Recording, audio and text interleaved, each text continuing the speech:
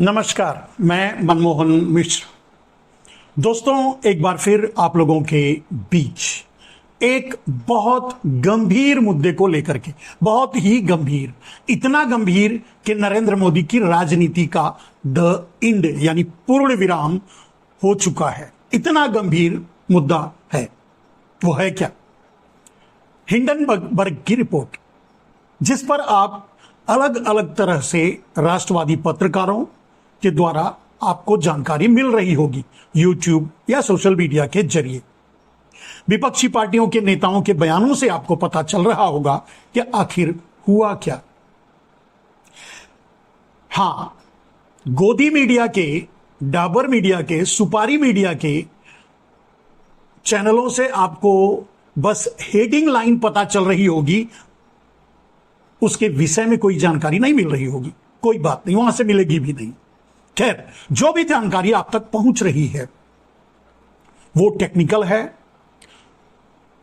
और with proof सभी, क्योंकि हिंडनबर्ग ने सारे प्रूफ एक साथ प्रोवाइड कर दिए हैं। सारा प्रूफ, सारे विशल ब्लोअर की के द्वारा दिए गए इंफॉर्मेशन, सब कुछ आज सोशल मीडिया में या दुनिया की पूरी मीडिया में सामने आ चुका है। मेरे दोस्त, फिर मैं आपको क्या बताऊंगा विशेष।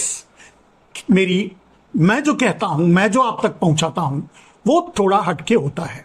आज भी मैं आपको हिंडनबर्ग के इस रिपोर्ट के बारे में अपनी भाषा में सरल तरीके से, और आज हिंडनबर्ग की रिपोर्ट आई है मेरे दोस्त। मेरे जितने वीडियो हैं जिसमें मैं अडानी के बारे में जब भी बात किया हूं, मोदी के बारे में जब भी बात किया हूं, उनमें ये सारी कहानियां आपको मिलेंगी। हां, ये कह सकते हैं कि विथ प्रमाण, विथ कंपनियों के नाम, कल्प्रिट के नाम, सब कुछ साथ में एक साथ हिंडनबर्ग ने आपके सामने रखा है। लेकिन ओवरऑल इसका सार या ये कहानी आप तक मैं आज लगभग 7 से 8 साल पहले से पहुंचाता रहा हूं। और ये समझिए लगभग 9 साल। नरेंद्र मोदी जिस समय प्रधानमंत्री बने, शपथ लिए, दूसरे दिन, तीसरे दिन, 25 को शायद 27 को, जिस दिन इन्होंने डिक्लेयर किया कि ब्लैक मनी माने काले धन को राष्ट्रीय संपत्ति घोषित नहीं की जाएगी, काले धन को एक एसआईटी बनाकर सुप्रीम कोर्ट के हवाले किया जाएगा, उसी दिन से मैं नरेंद्र मोदी का विरोध भी कर रहा हूं और उसी दिन से इस सारी कहानी के बारे में आप तक पहुंचाने की अपने तरीके से कोशिश भी कर रहा हूं। मेरे दोस्त, वही चीज आज हिंडनबर्ग के द्वारा 2-3 रिपोर्टों में आई है। दूसरे और ऑर्गेनाइजेशंस के द्वारा भी हिंडनबर्ग इसमें प्रमुख रहा है। अब हिंडनबर्ग शॉर्ट सेलर कंपनी है, लेकिन सिर्फ यह कह करके किसी भी रिपोर्ट को इनकार कर दिया जाए, और सबसे बड़ी बात, उसके बारे में लोग पहले से समझ रहे हैं, जान रहे हैं, और मेरे जैसे लोग तो लोगों के सामने अपने तरीके से रखने की कोशिश करते रहे हैं, उससे इनकार नहीं किया जा सकता। अब आते हैं मुद्दे पर। मेरे दोस्त, आखिर यह मुद्दा क्या है? हिंडनबर्ग ने जो रिपोर्ट प्रस्तुत किया है, उसका मुद्दा क्या है? इस बार हिंडनबर्ग ने सीधे नरेंद्र मोदी पर निशाना साधा है, नरेंद्र मोदी पर सवाल उठाए हैं, नरेंद्र मोदी के प्रधानमंत्रित्व पर सवाल उठाए हैं, नरेंद्र मोदी के कार्यकाल पर सवाल उठाया है। सामने से देखने में रिपोर्ट तो लगेगी कि इसमें सेबी के चेयरपर्सन माधवी बुच के बारे में है, लेकिन सच यह है मेरे दोस्त कि माधवी बुच और उनके पति धवल बुच ने मिलकर के नरेंद्र मोदी की राजनीति पर बुच मार दिया है, यानी ढक्कन लगा दिया है, यानी अब नरेंद्र मोदी की राजनीति का द एंड कर दिया है। और ये आपको 2 दिन, 1 दिन 2 दिन के अंदर सामने आ जाएगा। आरएसएस इन सारी खुराफातों के पीछे एक प्रमुख हमेशा चेहरे के रूप में है। आरएसएस को यह पता है कि नरेंद्र मोदी ने वादा तो किया था कि 15 अगस्त के लाल किले से दिए गए भाषण के बाद वो रिजाइन कर देंगे, यानी वो इस्तीफा दे देंगे। लेकिन इसकी उम्मीद आरएसएस को भी नहीं है, इसकी उम्मीद और नरेंद्र मोदी ऐसे हैं भी नहीं। इसीलिए आरएसएस अपनी तरफ से पूरी कोशिश में लगा हुआ है कि किस तरह से नरेंद्र मोदी को हटाया जाए, और इस तरह हटाया जाए कि नरेंद्र मोदी किसी काबिल ना रहे। क्योंकि नरेंद्र मोदी अब खुल करके आरएसएस से भी लड़ रहे हैं, भारतीय जनता पार्टी से भी लड़ रहे हैं, और अदर देन गुजरात लॉबी पूरे भारत से लड़ रहे हैं। बाकी तो देश की आम जनता, देश के विपक्ष से लड़ ही रहे हैं। किस तरह लड़ रहे हैं यह भी आपने देख चुके हैं। अब आते हैं मुद्दे की बात पे। मेरे दोस्त, माधवी बुच और धवल बुच की कहानी को आगे ले जाने से पहले आपको यह बता दूं, इन सारी फसाद के जड़ में क्या है। इन सारी फसाद के जड़ में नरेंद्र मोदी की राजनीति में, नरेंद्र मोदी के वैभव में, नरेंद्र मोदी के धोखे में, धोखेबाजी में, जुमलेबाजी में, फ्रॉडबाजी में, सब में मेन मुद्दा क्या है, केंद्र में क्या है।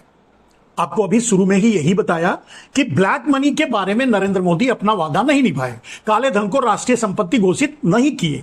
अगर करते तो सीधे वो काला धन सरकार के पास आता, सरकारी खजाने में। नरेंद्र मोदी को उस पैसे को सरकारी तरीके से खर्च करना पड़ता, यानी उसे मनरेगा में भी देना पड़ता, उसे बाकी और स्वास्थ्य या देश की हर तरह की सेवाओं में लगाना पड़ता, देश के विकास में लगाना पड़ता। नरेंद्र मोदी को देश के विकास से कोई मतलब नहीं था। नरेंद्र मोदी को अपने विकास, अपनी मंशा, अपनी महत्वाकांक्षा और अपने गुजराती माफियाओं को हजारों साल तक भारत के छाती पर बिठाना और उनका राज कायम करना था। इसके लिए नरेंद्र मोदी ने काले धन को राष्ट्रीय संपत्ति घोषित नहीं किया। जब वो प्रधानमंत्री बने होंगे तो सबसे पहले जो फाइल आई होगी उनके सामने वो यही होगी कि कितना काला धन कहां कहां है। और आपको भी पता होगा कि सबसे बड़ा मुद्दा था नरेंद्र मोदी के प्रधानमंत्री बनने में काला धन।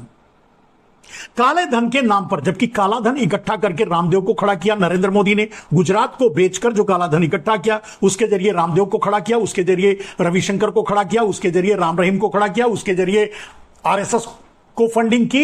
ऐसे बहुत से भगवा दलालों की के यहां ब्लैक मनी को डंप किया, जिसके जरिए वो अपना प्रचार प्रसार करवाए। प्रचार प्रसार का मुद्दा भी काला धन ही था।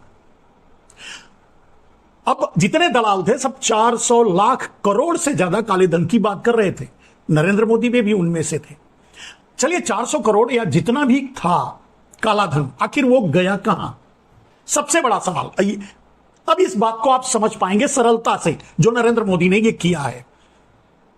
काला धन आखिर गया कहां? तो नरेंद्र मोदी के सामने जब वो फाइल आई, जब उन्होंने देखा कि यार ये बाप रे 300-400 लाख करोड़ रियली काला धन है, दिमाग चकरा गया। नरेंद्र मोदी ठहरे गुजराती भाई, वो खुद कहते हैं कि वो गुजराती हैं और व्यापार उनके खून में है, तो उन्होंने व्यापार करना वहीं से शुरू कर दिया। सोचा कि अगर काले धन को राष्ट्रीय संपत्ति घोषित करेंगे तो देश के पास ये पैसा आएगा तो देश को लगाना पड़ेगा, देश के विकास में लगाना पड़ेगा। अगर इसे अंडरग्राउंड कर दिया जाए और अपने पास रख लिया जाए तो इसे अपने तरीके से खर्च कर सकते हैं। क्यों देश को दें, क्यों देश को लगाएं, क्यों देश का विकास करें? देश के विकास करने से हमको क्या मिलेगा? नरेंद्र मोदी का यह निर्णय, और इसी निर्णय से यह कहानी शुरू होती है। माधवी बुच और धवल बुच जैसे लाखों लोगों को नरेंद्र मोदी ने लगा रखा है इस काम के लिए। इसको आगे बढ़ाते हुए तब आपको समझ में आएगा मेरे दोस्त। तो जब नरेंद्र मोदी के सामने वो दिख गया कि कितना पैसा है, पहले तो जोश जोश में मेरे ख्याल से 10 दिन 15 दिन के अंदर ही 3 नामों का डिक्लेरेशन करवाया, सुप्रीम कोर्ट के सामने रखा। वो तीनों गुजराती थे। उनका नाम दबाने में, क्योंकि वो उन सभी लोगों ने यह आरोप लगाया कि मैंने तो भारतीय जनता पार्टी को पैसा दिया, मैंने तो बीजेपी को पैसा दिया है। इसके लिए उनका नाम दबाने में, वो जिंदा भी हैं या मर गए पता नहीं, वो हैं भी, वो कहां हैं, किस हाल में है नहीं मालूम। जिन 3 नामों का खुलासा किया था उसके बाद नरेंद्र मोदी ने लिख के दे दिया कि मैं कोई नाम का खुलासा नहीं करवाऊंगा, यानी उनकी सरकार ने। और उसके बाद किसी का नाम सामने नहीं लाया। और उसके बाद जितने भी कल्प्रिट थे, चोर थे देश के, जो पैसा ब्लैक मनी डुबो कर, मतलब ले जाकर के विदेशों में रखे थे, सबको से डील कर ली। इसी डील के लिए उन्होंने काले धन को राष्ट्रीय संपत्ति घोषित नहीं किया। डील कर ली कि 50-50 दे दो, 50% दे दो, 50% ऐश करो, अपने पास विदेश में ही रहने दो। 50% नरेंद्र मोदी ने ले लिया। तो लिया तो कैसे लेंगे? अब जेब में डाल लेंगे या ला करके वो जेब में डाल देगा? ऐसा नहीं है। जिन बैंकों में पैसा था उन्हीं बैंकों में, जैसे अगर ए ने, भारत का चोर एक ए है, ए ने 1000 करोड़ वहां रखा था, तो वो एक 500 करोड़ अपने पास रख लिया, 500 करोड़ नरेंद्र मोदी को दे दिया। अब नरेंद्र मोदी क्या करेंगे? नरेंद्र मोदी उसे बी को ट्रांसफर करवा दिए, आधा, यानी 500 करोड़। बी माने विनोद भी, बी माने माधवी बुच भी, बी माने धवल बुच भी, बी माने जो भी मान लो आप। ऐसे लाखों लोगों को ब्लैक मनी को कन्वर्ट करावा करके वहां जमा करवाया, विदेशों में ही, उन्हीं बैंकों में ही, दूसरे नामों से, जो नरेंद्र मोदी के कंट्रोल में रहकर नरेंद्र मोदी के लिए वो पैसा खर्च करें, उनके कहने पर खर्च करें, वो जहां लगाएं उसको लगाएं। ये हुआ। तो जब 200, 300 लाख, 400 लाख करोड़ जो भी था, उसका आधा पैसा नरेंद्र मोदी हिस्सेदारी लेकर उनको बख्शने के नाम पर, यानी तुमको मैं छोड़ दूंगा, आधा पैसा दे दोगे तो, और आधा पैसा ले लिया नरेंद्र मोदी ने और उसे कुछ लोगों के नाम पे वहां जमा करवा लिया विदेशों में ही, और खेल शुरू हुआ। उसके बाद की कहानी है ये माधवी बुच की और धवल बुच की, अडानी की, विनोद अडानी की, ऑफशोर कंपनियों की, फ्रॉड कंपनियों की, नकली कंपनियों की, मॉरिशस की, या फिर जो भी समझ लीजिए। ऐसे लगभग 80 देश हैं जिनसे डबल टैक्सेशन ट्रीटी भारत सरकार ने कर रखा है कि भाई तुम्हारे यहां से कोई हमारे यहां आकर बिजनेस करेगा तो कोई टैक्स नहीं लगा, हमारे यहां से जाकर तुम्हारे यहां कोई टैक्स करेगा तो उस पर तुम टैक्स नहीं लगाना। ऐसे देशों के जरिए नरेंद्र मोदी पैसे को आराम से, आसानी से अब भारत में लाने की कोशिश किए, ला रहे थे और ला करके खपा रहे थे। यह कहानी है, इस कहानी का सार है, इस कहानी के मेन में है। यह बात आपको कोई इतनी सरलता से नहीं समझाएगा, आप इसको दूसरों तक भी इतनी ही सरलता से पहुंचाइए। तो फिर वो ब्लैक मनी जो था, जो नरेंद्र मोदी के अब कब्जे में आ चुका था और विदेशों में कुछ नामों से वो जमा करवा रखे थे, उसे भारत में लाकर खर्च करना था, भारत में लाना था, उसे अपने तरीके से प्रयोग करना था। तो कौन कौन से तरीके थे? भारतीय जनता पार्टी में ला करके वो खर्च करना, भारतीय जनता पार्टी के कार्यालय गांव गांव में बनवाना, कई करोड़ के कार्यालय बनवाना, 5 स्टार कार्यालय बीजेपी दिल्ली में ही बनवाना, हर प्रदेश में बड़े बड़े ऐसे ही 5 स्टार कार्यालय बनवाना, आरएसएस को फंड देना, रामदेव को फंड देना, रविशंकर को फंड देना। अडानी तो उनके मेन किरदार, अडानी का बिजनेस तो नरेंद्र मोदी का अपना बेनामी बिजनेस है ही है। तो अब ये सारे खेल शुरू हो गए, और ये सारे खेल तभी हो सकते थे जब विदेशों से पैसा भारत आए, क्योंकि ब्लैक मनी तो विदेशों में ही जमा कर लिए, वहीं बंटवा लिए।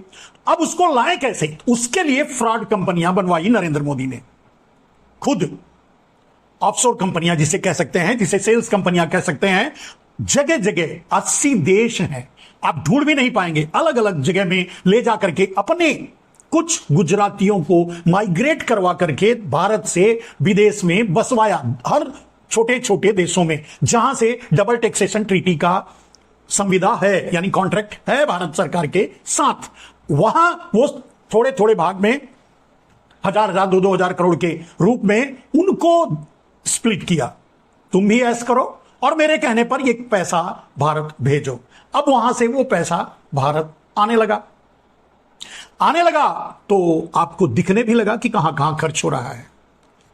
चुनावी रैलियों में, पार्टियों को खरीदने में, सांसद को खरीदने में, विधायक को खरीदने में, सरकार गिराने में। आप देख ही रहे थे कि 100, 200, 500, 1000 करोड़ में विधायक खरीदे जा रहे थे। पहला हमला मध्य प्रदेश की सरकार पर हुआ जब आए थे। खैर, ये सब सारी बातें होने लगी। उसके बाद सिर्फ इतना ही नहीं था, यह था नरेंद्र मोदी का इरादा कि उस पैसे के जरिए भारत के सारे इंस्टीट्यूशन को अपने कब्जे में कर लिया जाए, खरीद लिया जाए, और पूरे देश पर राज हजारों हजार वर्ष तक सिर्फ कुछ माफिया टाइप के चोर गुजराती ही करे। ये इरादे पर काम करना शुरू कर दिया नरेंद्र मोदी ने। शुरू हो गया। अब आपने देखा होगा मेरे दोस्त कि अडानी भारत में, राहुल गांधी ने संसद में भी यह मुद्दा उठाया, अडानी और मोदी के रिश्ते के बारे में भी, जिसके लिए उनको सजा भी मिली। अडानी के जरिए वहां से जब ऑफशोर कंपनियां और सेल्स कंपनियों से पैसा आने लगा भारत में, तो कहां लगाना था? वो लगाना था अडानी की कंपनियों में। और अडानी की कंपनियों के शेयर, जैसे मान लीजिए कि कोई एक्स कंपनी अडानी का है, तो अडानी के एक्स कंपनी में वो पैसा ला करके झोंक दिया गया। अब वहां पैसा जब अडानी के पास हो गया, तो अडानी उस पैसे से एयरपोर्ट खरीदना शुरू किए, पोर्ट खरीदना शुरू किए, बेनामी तरीके से, मतलब जबरदस्ती ईडी, सीबीआई, आईटी का इस्तेमाल करके दूसरे वेंचर्स जो दूसरे खिलाड़ी मैदान में थे, जैसे एयरपोर्ट में या सीमेंट में, आपको पता ही होगा, एसीसी सीमेंट, एसी मुथैया को जबरदस्ती उनसे छीना गया, या ऐसे सारे लगभग, मतलब कोयला से लेकर, बिजली से लेकर, पानी से लेकर, खाद से लेकर, बीज से लेकर, रोड से लेकर, रेल से लेकर, एयरपोर्ट से लेकर, सब कुछ पर नरेंद्र मोदी ने अडानी का कब्जा करवाया। पैसा कहां से आया? यह वही ब्लैक मनी थी जो नरेंद्र मोदी ने हिस्सेदारी में लेकर के विदेशों में रखी थी लोगों के नामों से। और वो पैसा वो लोग ऑफशोर कंपनियों के जरिए, फ्रॉड कंपनियों के जरिए, सेल्स कंपनियों के जरिए भारत में मोदी के गाइडेंस में, मोदी के गाइडलाइंस में अडानी तक पहुंचा रहे थे और अडानी पूरे देश को खरीद रहे थे। यानी जबरदस्ती नरेंद्र मोदी खरीद करके अडानी के हवाले कर रहे थे। यानी अडानी और मोदी, यानी मोडानी मिल करके, माने मोडानी पूरे देश को अपने कब्जे में करना चाहते थे। समझ गए आप बात को? मेरे ख्याल से यहां तक आप एकदम क्लियर हो गया है बात। अब हिंडनबर्ग ने यही रिपोर्ट दिया है कि सेबी की माधवी बुच को जिम्मेदारी थी अडानी के कंपनियों की जांच करने की। तो अडानी के कंपनियों की जांच माधवी बुच कहां करती? वो भी तो इन्वेस्टर हैं अडानी की, वो भी तो ऑफशोर कंपनी की मालिक हैं, उसमें पैसा लगाया है, फ्रॉड कंपनियां बनाई है, शॉर्ट सेल्स कंपनियां बनाई है विदेशों में, वहां से उनके पति के नाम से, उनके पति के जरिए सब मिलजुल करके भारत ला करके पैसा, भारत का ही पैसा भारत ला करके भारत को खरीदने की कोशिश की है और खरीदा भी है। यह फ्रॉड चला है इतने दिनों से। अब चोर अडानी, डाकू अडानी, चोर और डाकुओं के सरदार नरेंद्र मोदी। तो माधवी बुच, चोर की चोरी मौसीरी, तो क्या है वो जांच करेगी। अडानी के कंपनी की जांच माधवी बुच करेगी, जो खुद कल्प्रिट हैं, चोर हैं, फ्रॉड हैं, और फ्रॉड के जरिए देश में पैसा ला करके कंपनियों में लगाया है। वो अडानी की कंपनियों की जांच, हालांकि टेक्निकल पॉइंट तरीके से अपने आप को बचाने के लिए कोशिश तो करते ही हैं। भाई मैं चोरी करूंगी, चोरी कर रही थी, वो भी कर रही थी, डाका डाल रहे थे मोदी, डाका डलवा रहे थे मोदी, अडानी मिल करके लूट रहे थे देश को, पूरा देश लूट लिया। लेकिन उससे बचने के तरीके भी तो चाहिए, बचने के रास्ते तो बनाने हैं ना। वही रास्ता बनाने की कोशिश में ये सारे नाम आपके सामने आएंगे। चाहे बरमुडा का नाम आया कि वहां से पैसा लाया गया फ्रॉड कंपनी बना करके, चाहे मॉरिशस का नाम आ रहा है, चाहे विनोद अडानी, सारे अब जितने भी फंड नरेंद्र मोदी ने विदेशों में लोगों से हिस्सेदारी लेकर 50% विदेशों में अलग अलग लोगों के नामों से जमा करवाया, उनको डायरेक्शन था कि तुम सारा पैसा जो लगाओगे भारत में लाओगे, वो विनोद अडानी के डायरेक्शन पर लाओगे, जो गौतम अडानी के बाप हैं, यानी भाई, जो भी समझो, तो गौतम अडानी के भाई हैं, उनके डायरेक्शन में भारत में पैसा लाओगे। अब विनोद अडानी वहां से डायरेक्शन करने लगे। अब विनोद अडानी सारे लोगों से मिलकर के सारा पैसा अडानी की कंपनियों में लगाने लगे। अडानी ने कुछ भी नहीं किया। सिर्फ इतने दिनों में, इन 10 सालों में अडानी ने क्या किया? सेबी यानी शेयर मार्केट के जरिए दूसरे की बनी बनाई कंपनियों और फैक्ट्रियों पर कब्जा किया फ्रॉड तरीके से। अपनी कंपनियों का शेयर आसमान में उछालकर, पैसा इकट्ठा कर, ब्लैक मनी अंदर लाकर, दोनों को मिलाकर दूसरे की कंपनियों में शॉर्ट सेलिंग करवा करके, कंपनियों का शेयर गिरा करके उनकी कंपनियों पर कब्जा किया, उनके शेयर खरीदे, उन पर अवैधानिक रूप से कब्जा किया कई तरीकों से, शेयर मार्केट के जरिए, फिर गन पॉइंट पर, ईडी सीबीआई के गन पॉइंट पर, मोदी की धमकियों से, अंडरग्राउंड तरीके से आपने देखा। इतना सब कुछ आप कहीं भी आंख डालिए, आप फल में आंख डालिए, अडानी है, आप खेत में आग डालिए अडानी है, आप बीज में आग डालिए अडानी है, आप खेत से रिलेटेड मिशनरीज में आग डालिए अडानी, कोयला अडानी, पानी अडानी, बिजली अडानी, सब कुछ अडानी अडानी अडानी अडानी। अडानी के अलावा कोई है ही नहीं है इस भारत में, कुछ बचा ही नहीं। नरेंद्र मोदी ने जो पीएसयूज कंपनियां, सरकारी कंपनियां बेची वो भी अडानी को, रेल बेचा वो भी अडानी को, एपीएमसी मंडियां बेची वो भी अडानी को, सब कुछ अडानी को बेचा, यानी बेचा नहीं अडानी को। मोदी, अडानी और बुच जैसे न जाने कितने चोर मिलकर के इस देश पर कब्जा किए। ये इट्स मतलब क्या कह सकते हैं, डकैती है, सीधे डकैती है। और इसमें सीधे मास्टरमाइंड नरेंद्र मोदी है, कोई और नहीं है, कोई बुच नहीं है, बुच नहीं है। भले ही आज बुच का बुच नरेंद्र मोदी को लगा, लेकिन सारा खेल, सारा मास्टरमाइंड तो अकेले नरेंद्र मोदी का है। केजरीवाल ने कहा था कि 10-20% का हिस्सेदारी है अडानी की, बाकी सब कुछ तो नरेंद्र मोदी का है, इसमें कोई दो राय नहीं है। चाहे वो रामदेव का पतंजलि ग्रुप हो, चाहे वो श्री श्री रविशंकर का श्री ग्रुप जो भी है, जिस नाम से भी है, माने जितने ये सारे जहां जहां फंड करते थे नरेंद्र मोदी, सब बेनामी संपत्ति नरेंद्र मोदी की है। सारा खेल नरेंद्र मोदी का है, सारे खेल का मास्टरमाइंड नरेंद्र मोदी है। सब कुछ नरेंद्र मोदी ने किया है, इसीलिए कोई जांच नहीं कर सकता, इसीलिए कोई जांच करेगा तो कैसे करेगा, सबको हिस्सेदार बना दिया। चलिए, अगर मान लीजिए कानूनी कार्रवाई होती है, ये सब के सब लाइन से तिहाड़ जेल में मिलेंगे। अब इस मोहतरमा जो माधवी बुच हैं, इनको गिरफ्तार, इनको इस्तीफा दिलवाना चाहिए, इनको गिरफ्तार करवाना चाहिए, और इनसे पूछताछ करके सारे राज ये अकेले उगल देंगी नरेंद्र मोदी को अंदर पहुंचाने तक भर के लिए। समझ रहे हैं आप? इतना खतरनाक खेल नरेंद्र मोदी ने देश के साथ खेला है। चाहते तो यह देश सचमुच दुनिया का नंबर 1 देश होता, दुनिया का सबसे विकसित देश होता। लेकिन जब नरेंद्र मोदी ने इरादा बना लिया कि मैं क्यों सरकार को पैसे क्यों लाके दूं, सरकार को दूंगा तो आम आदमी को देना पड़ेगा, गरीबों को देना पड़ेगा, मजदूरों को देना पड़ेगा, मजबूरों को देना पड़ेगा, किसानों को देना पड़ेगा, उनका भला करना पड़ेगा, उनके हित में काम करना पड़ेगा, आखिर पैसे तो खर्च करने पड़ेंगे, क्यों करूं?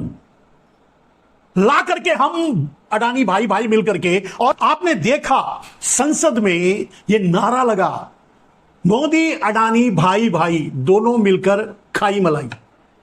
खैर, मोदी अडानी सिर्फ नहीं है, इसमें माधवी बुच और माधवी बुच जैसी न जाने कितनी मोहतरमाएं, और धवल बुच जैसे, विनोद अडानी जैसे न जाने कितने डाकू और चोर लुटेरे इसमें शामिल हैं। छोड़ दीजिए हिंडनबर्ग की रिपोर्ट को।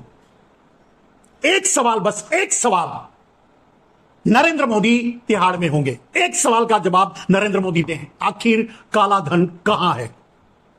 जिसके नाम पर नरेंद्र मोदी चुनाव लड़े थे, जिसके नाम पर नरेंद्र मोदी ने कहा था कि सबको 15-20 लाख यूं ही मिल जाएंगे, जिसके लिए कहा था कि मैं 100 दिन में लाकर दूंगा, नहीं तो मुझे जिस चौराहे पर बुलाओगे आऊंगा, कहां है वो काला धन? नरेंद्र मोदी, अकेले नरेंद्र मोदी का इंट्रो किया जाए, अकेले नरेंद्र मोदी से पूछताछ की जाए, अकेले नरेंद्र मोदी का नार्को करवा लिया जाए, मेरे दोस्त, सारा राज सामने आ जाएगा। यह हिंडनबर्ग की रिपोर्ट की क्या जरूरत है?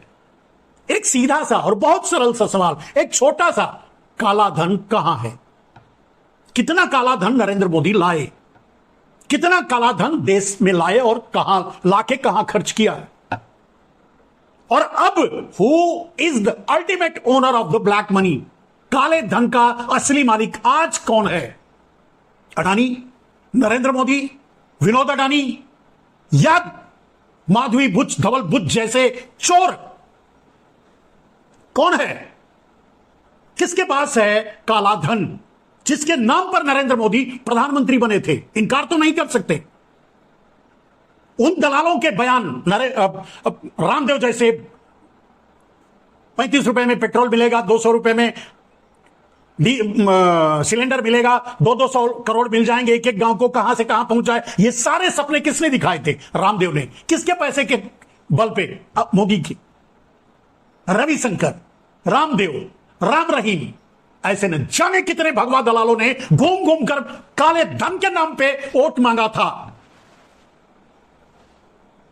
राम के नाम पे, काले धन के नाम पे, देश के नाम पे, सेना के नाम पे।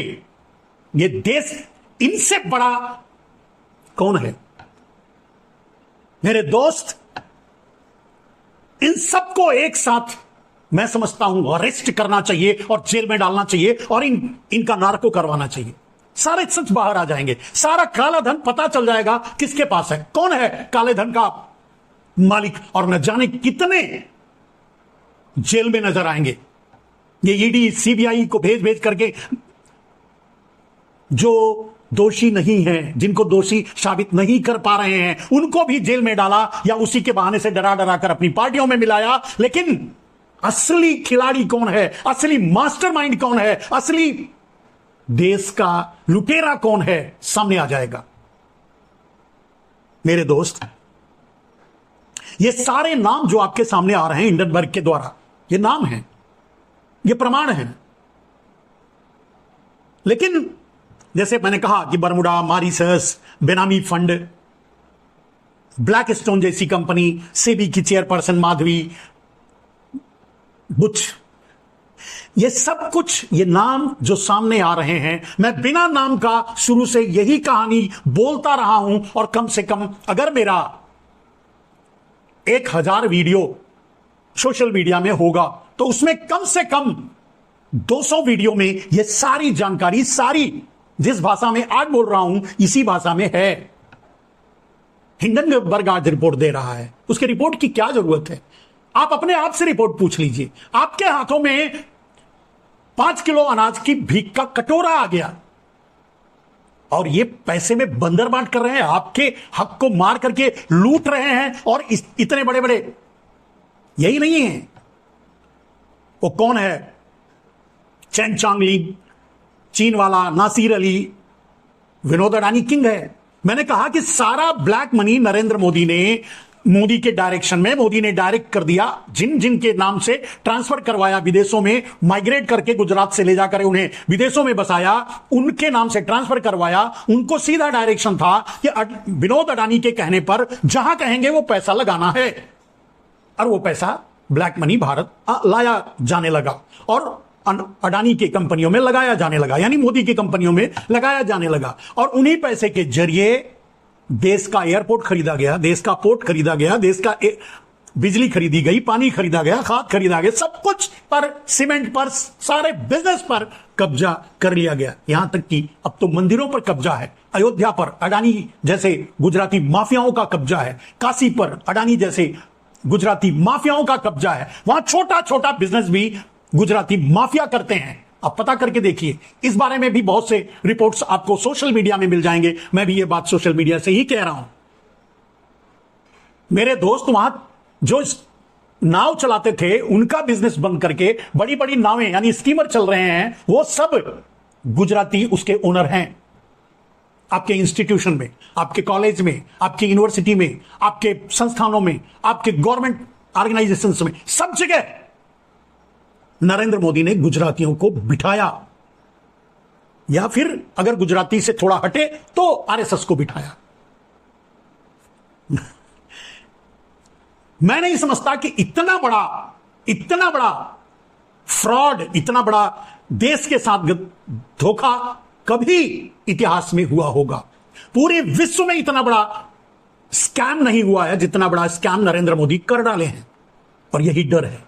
आपने देखा था ना, संसद के एक कमरे में राहुल गांधी सामने बैठे थे मुस्कुराते हुए और नरेंद्र मोदी उदास से। उन्हें पता था कि हिंडनबर्ग की रिपोर्ट आने वाली है, इसीलिए फ्राइडे को, यानी 2 दिन 3 दिन पहले ही संसद सत्र को समाप्त कर दिया गया। चलना तो चाहता तो 12 तक चलता, यानी सोमवार तक कल हंगामा होता संसद में, लेकिन नहीं होगा क्योंकि पहले ही समाप्त कर दिया गया है। मेरे दोस्त, ये दबेगा नहीं। लेकिन सारा खेल के केंद्र में ब्लैक मनी है, जो भारत का, आम आदमी का, गरीबों का, मजबूरों का, मजदूरों का, किसानों का लूटा हुआ पैसा है। इस देश का कई खून पसीने का पैसा है जिसे चोर लूट कर विदेशों में रखे थे, जिसमें हिस्सेदारी बटा करके नरेंद्र मोदी अब देश को अपने कब्जे में करना चाहते हैं। और वही इसी खेल का नाम है हिंडनबर्ग रिपोर्ट। मेरी अपनी भाषा में, मेरे अपने तरीके से मैंने आपके सामने रखा। अगर आपको मेरी बात समझ में आ गई हो तो माफ कीजिएगा, दूसरों तक निसंकोच इसे पहुंचाइए।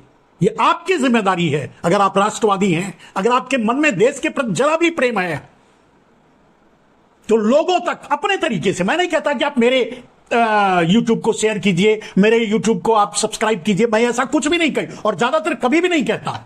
मेरे दोस्त, इस मुद्दे को अपने तरीके से आप रिकॉर्ड कीजिए, सोशल मीडिया में डालिए और लोगों तक पहुंचाइए कि सारा खेल ब्लैक मनी का है और मास्टरमाइंड नरेंद्र मोदी है। अब माधवी बुच, नरेंद्र मोदी इस्तीफा देना चाहिए, क्योंकि नरेंद्र मोदी के रहते किसी भी फ्रॉड की जांच, किसी भी स्कैम की जांच नहीं हो सकती। तो नरेंद्र मोदी का पहले हटना जरूरी है। फिर उसके बाद माधवी बुच और उनके पति धवल बुच को इस्तीफा दिलवा करके पकड़ करके जेल में डालो, उनसे पूछो। ऐसे बहुत से लोग हैं, अडानी को पकड़ो, सब कुछ उगल देंगे, जेल में डालो। मेरे दोस्त, वो कांग्रेस की सरकार थी जब राम राजू जैसे सत्यम कंप्यूटर के घोटालेबाज जेल में गए। आप समझ सकते हैं, अगर नरेंद्र मोदी की सरकार होती तो वो भी कहीं ऐश कर रहे होते और बस कुछ नहीं खर्च करना पड़ता, बस इतना ही करना पड़ता कि 2000-5000 करोड़ इलेक्टोरल बॉन्ड नरेंद्र मोदी को देना पड़ता, बस सब सही हो जाता। और यही खेल हो रहा है। जो ईमानदारी से बिजनेस कर रहे थे उनसे भी जबरदस्ती इलेक्टोरल बॉन्ड के नाम पे पैसे वसूल करके, और ये तो ऑफिशियली इलेक्टोरल बॉन्ड के रूप में लिया गया, अनऑफिशियली ब्लैक मनी के रूप में जो लिया गया होगा वो सीधे अडानी के पास पहुंचाया गया होगा नरेंद्र मोदी के कहने पर खर्च करने के लिए। मेरे दोस्त, भ्रष्टाचार का राष्ट्रीयकरण नरेंद्र मोदी ने किया है और दुनिया के सबसे बड़े भ्रष्टाचारी नरेंद्र मोदी हैं। ये मैं नहीं कह रहा, ये तो विपक्ष के लोग कह रहे हैं।